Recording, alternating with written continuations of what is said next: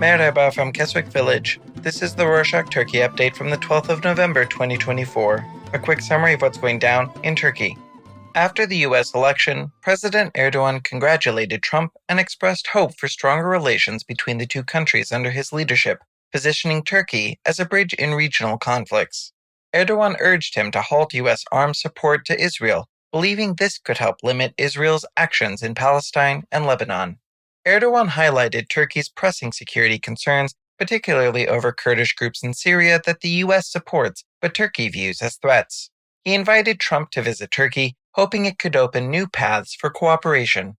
In Trump's previous term, tensions flared due to US sanctions on Turkey over its defensive ties with Russia and its actions in Syria.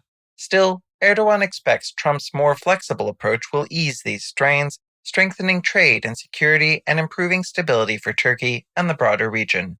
We've recently mentioned that the MPs of the ruling Justice and Development Party, or AKP, and its ally, the Nationalist Movement Party, or MHP, have proposed a new Agents of Influence law aimed at strengthening efforts against espionage. The law would punish those acting in the interests of foreign states or organizations with prison sentences of 3 to 7 years. However, on Monday the 11th, an opposition MP revealed that several parliament members from the AKP and MHP had signed a NATO declaration criticizing a similar law passed in Georgia, despite proposing it in their own countries. They raised concerns that the law would target journalists, activists, and civil society groups, reflecting opposition fears that it could be used to silence critics of the government in Turkey. On another note, Zeynel Imre, an MP from the Republican People's Party, or CHP, raised concerns over Turkish food exports being returned because they had harmful chemicals, including pesticides and lead, that can even cause cancer. He shared that in September, pears sent to France and dried figs to the Netherlands were rejected for containing pesticides. Imre stated that these products likely found their way to the Turkish market, and that's why the domestic market continues to receive these unsafe goods. He urged authorities to take action to prevent unsafe food from reaching consumers. On Wednesday the 6th, President Erdogan announced that Turkey was ready to adopt the new 34-letter Common Turkish alphabet. This updated alphabet, agreed upon in Baku last September, adds 5 new letters to the existing 29. Erdogan emphasized that this change will help unify the Turkic world. He urged all countries in the Organization of Turkic States to adopt the new alphabet, saying that Turkey, Azerbaijan, and the Turkish Republic of Northern Cyprus are ready. He suggested that Kazakhstan, Kyrgyzstan, Uzbekistan, and Turkmenistan should take the lead in the transition. The proposal was called into question as there were concerns that the new letters didn't serve a purpose, as Turkish doesn't have the sounds that those letters represent. The president's move could also be an attempt to introduce Kurdish letters into the Turkish alphabet. In other news, on Saturday the 9th, Ekrem İmamoğlu, the mayor of the Istanbul municipality, attended the opening of the Kirekhan Vocational High School, a new high school in Hatay, built to address the devastation from the February earthquakes.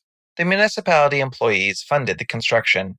During the ceremony, İmamoğlu questioned why Turkey had not better prepared for such disasters despite the lessons from the 1999 earthquake.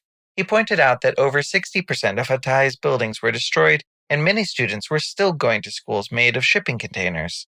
İmamoğlu stressed the need for equal education opportunities for Hatay's youth.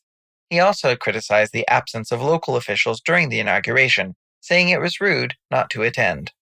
Next up, on Saturday the 9th, protesters gathered at a copper mine project in the Kaz Mountains in the Çanakkale province, where Cengiz Holding, a company with close ties to the government, had been cutting trees for 10 days. After the gendarmerie lifted a barricade, activists from nearby regions entered the area. Local residents, mayors, and officials from the CHP joined the protests, all condemning the environmental destruction. The Kızılderili Ecology Platform warned that the project would result in the loss of nearly 1 million trees and the erasure of local villages. Protesters called on the Çanakkale governor's office to revoke the project's permits, accusing officials of failing to protect the environment. In more environmental news, Shelton Construction has paused the environmental impact assessment for its planned 1,220-room hotel in Muğla, as the company reconsiders its plans. This assessment, crucial for construction approval on forested or sensitive lands, evaluates environmental risk and enforces sustainability standards. However, the Ministry of Environment, Urbanization, and Climate Change rarely enforces these protections, treating assessments more as a formality rather than a meaningful environmental safeguard.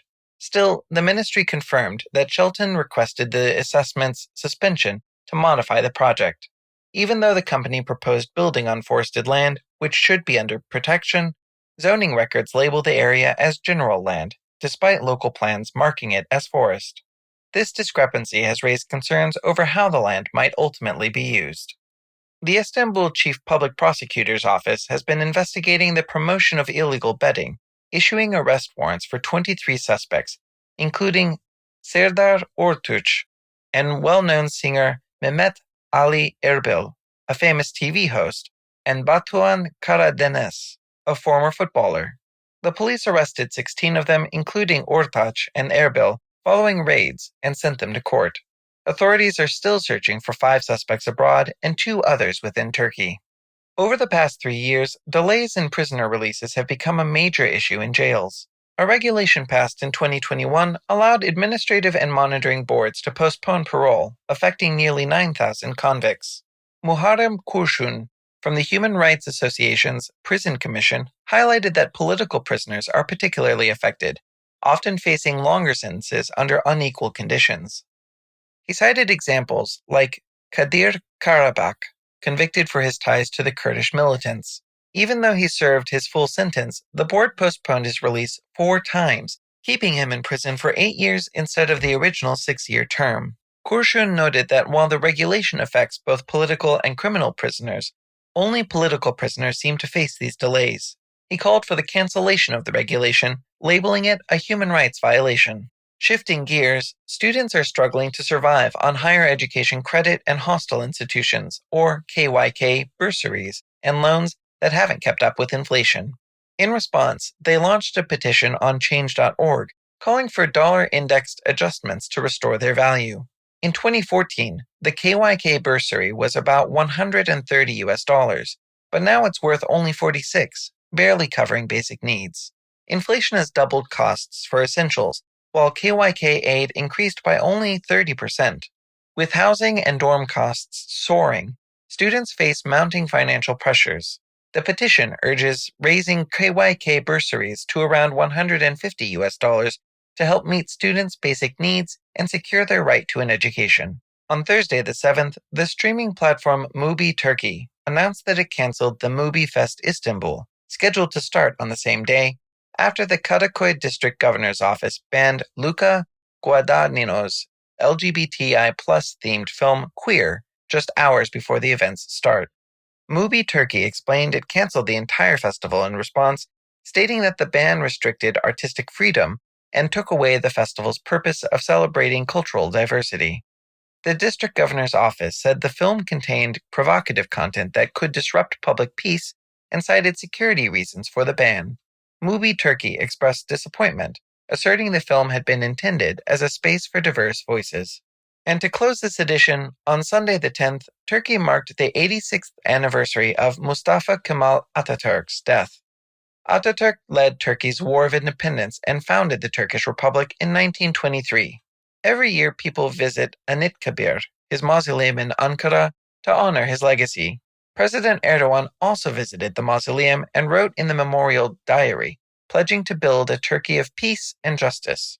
Senior political figures, including Parliament Speaker Numan Kurtulmuş and opposition leaders, joined the commemoration. And that's it for this week. Thank you for joining us. Thanks for sticking around for this episode of the Rorschach Turkey Update. If you've got questions, thoughts, or just want to say hi, reach out at info@rorschach.com. Don't forget to hit subscribe on your favorite podcast app. Hoşça kalın.